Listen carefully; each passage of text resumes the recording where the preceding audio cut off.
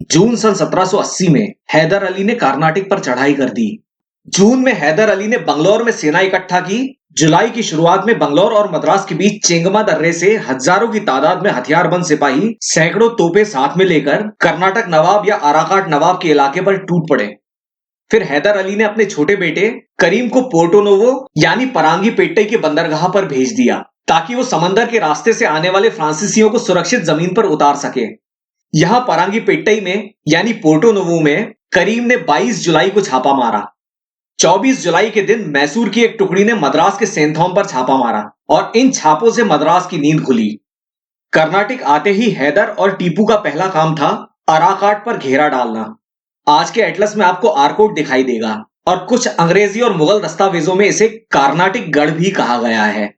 तो ये था कर्नाटक नवाब का मुख्यालय, अराकाट नवाब का मुख्यालय। अराकाट और उससे 24 किलोमीटर दूर वेल्लूर का किला, ये दोनों अराकाट नवाब के मुख्य गढ़ थे। और इस समय अराकाट नवाब था मोहम्मद अली, जो कि दूसरे कर्नाटक संग्राम से अंग्रेजों की लगभग कठपुतली था। 20 अगस्त में हैदर अली ने अराकाट के मजबूत किले को घेरा डाल दिया। अराकाट के अलावा मैसूर की सेनाओं ने कर्नाटक के कई किलों को घेरा डाल के रखा था।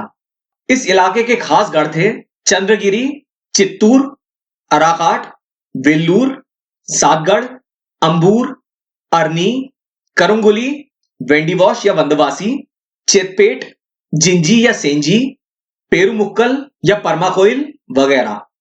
इनमें से ज्यादातर में अंग्रेज सिपाही भी तैनात थे। वेल्लूर में तो कंपनी की एक मजबूत पलटन भी मौजूद थी, कर्नल लैंग की देखरेख में। कर्नाटक नवाब के इन सभी किलों को इस कदर घेरने का मतलब था कर्नाटक नवाब का पूरा सफाया, जिसके चलते मद्रास का उपनिवेश भी साफ हो जाता। यह हैदर अली का तरीका था, सीधे सीधे दुश्मन के घर में घुसकर मारना।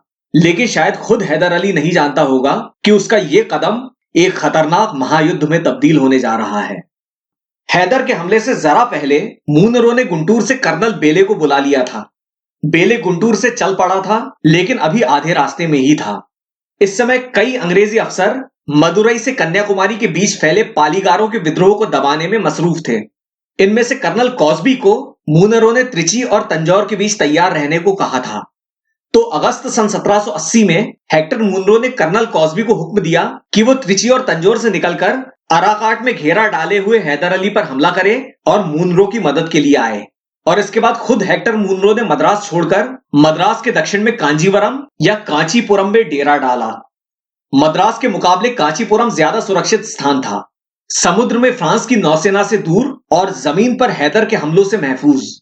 लेकिन हैदर ने अराकाट की घेराबंदी छोड़कर कांचीपुरम के पास मूनरो से कुछ दूरी पर पड़ाव डाला।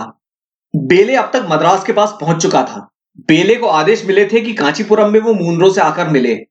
मूनरो ने अपना मंसूबा हैदर को ध्यान में रखकर बनाया था, पर अभी मूनरो को इसका जरा भी अंदाजा नहीं था कि वो किसको भूल रहा है। और उस भूल का जब अंजाम आया तो वो एक बुरे सपने की तरह मालूम हुआ, जो अब हम देखने जा रहे हैं। बेले मद्रास के दक्षिण में कांचीपुरम के पास आ गया और जब वो कांचीपुरम से केवल 15 किलोमीटर दूर था तो बेले और टीपू की जोरदार टक्कर हुई।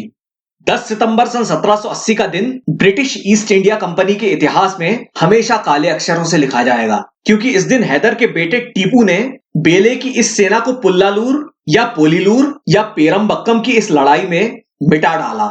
मिटा डाला मतलब पूरी तरह से मिटा डाला। इस समय हैदर मूनरो के पास पड़ाव डाले हुए था और पोलीलूर या पेरमबक्कम की इस लड़ाई में उसने बीच बीच में सैनिक भी भेजे थे। जरा सोचिए, मूनरो कांचीपुरम में इंतजार कर रहा है और आने वाली सेना उससे कुछ ही दूर रास्ते में ही गायब हो जाए, तो जिस आदमी ने बक्सर का मैदान जीता उसके मनोबल पर कैसा प्रभाव पड़ा होगा। तो इस एक लड़ाई से, इस करारी चोट से मूनरो का सारा हौसला खत्म हो गया। अब वो ये युद्ध आगे नहीं लड़ सकता था और मूनरो बगैर हैदर अली से लड़े वापस मद्रास की ओर चल पड़ा।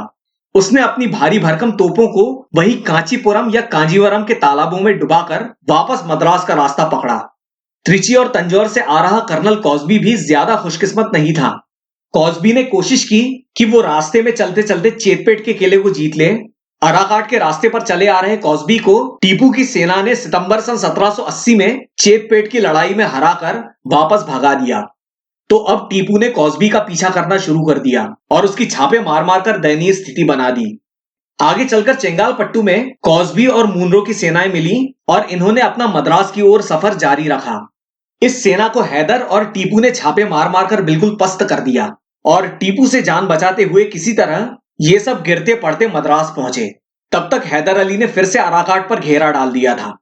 इस समय केवल अराकाट ही नहीं, पेन्नार नदी और कावेरी के बीच के सारे बड़े किले मैसूर की सेनाओं से घिरे हुए थे।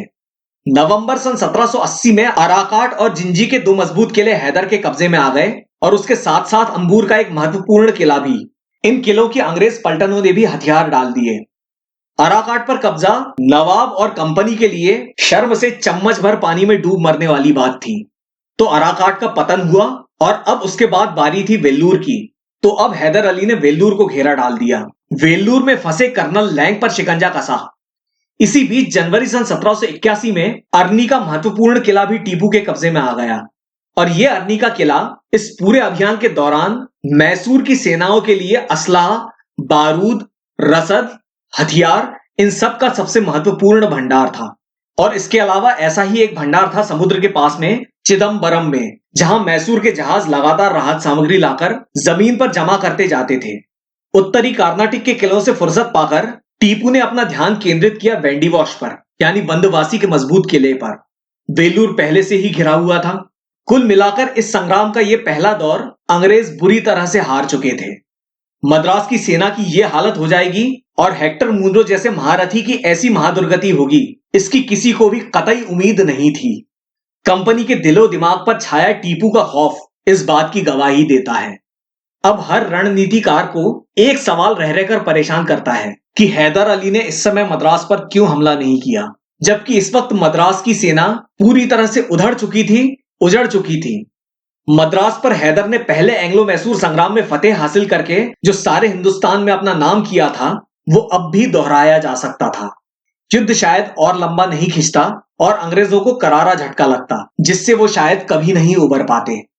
मैसूर की मद्रास पर इस शानदार जीत का असर असल में 1000 मील दूर पश्चिम और मध्य भारत में हुआ, जहां पहला एंग्लो मराठा संग्राम लड़ा जा रहा था।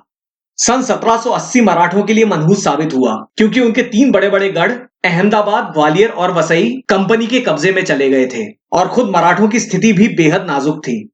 जब मराठे अहमदाबाद खो चुके थे, ग्वालियर और वसई खोने ही जा रहे थे, तभी उसी समय हैदर अली और टीपू ने मद्रास सेना को हराकर कलकत्ता में बैठे वॉरेन हेस्टिंग्स को अंदर से हिला डाला। तो इस हैदर के हमले से मराठों को राहत मिली। मराठों ने स्थिति कुछ काबू में की और कुछ हद तक कंपनी पर भारी पड़े। तो अब हम बड़ी आसानी से समझ सकते हैं कि कैसे पहले एंग्लो मराठा संग्राम में हैदर अली की वजह से आगे चलकर मराठे कंपनी को झुका पाए। इस महागठबंधन से मराठा संघ को ही ज्यादा फायदा हुआ, लेकिन इससे हैदर को क्या मिला, ये आगे की कड़ियों में देखकर आप खुद ही तय कीजिएगा। अब वापस हेक्टर मुनरो पर आ जाइए। मद्रास सेना की पूर्ण विफलता के बाद हेक्टर मुनरो से कमान वापस ले ली गई और उसकी जगह मद्रास सेना की कमान दे दी गई आयरकूट के हाथ में। वही आयरकूट जिसके जौहर हम तीसरे कर्नाटक संग्राम में देख चुके हैं कि कैसे उसने फ्रेंच ईस्ट इंडिया कंपनी को भारत से खदेड़ बाहर किया।